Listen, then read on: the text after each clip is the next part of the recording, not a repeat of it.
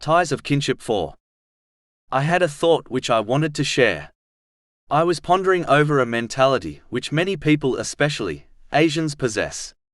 It is the extreme need in forcing people such as relatives to remain physically together.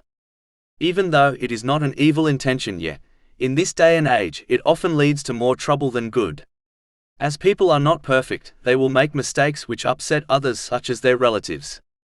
But if this person only met and conversed with their relatives once in a while, there is a much greater chance the mistake will be overlooked by others, so that it does not become a point of argument.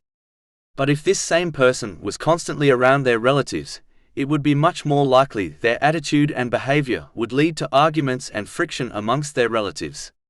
In other words, a person is less likely to argue and more likely to be tolerant with someone they only see once in a while than someone they are always around. This is a fact which everyone will understand if they ponder over it. Unfortunately, some people do not understand that it is better to be physically separated, but be at peace with one another, than be together in conflict and friction. Arguments only lead to mental separation, which often has more of a negative effect on families than physical separation. Whereas, being physically separated does not lead to a mental separation. In fact, it often leads to greater mutual respect and appreciation. As the famous saying goes, separation makes the heart grow fonder.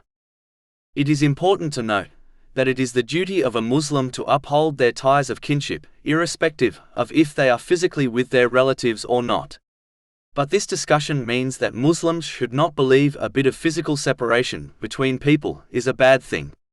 It in fact can be a cause for the bonds between them to strengthen.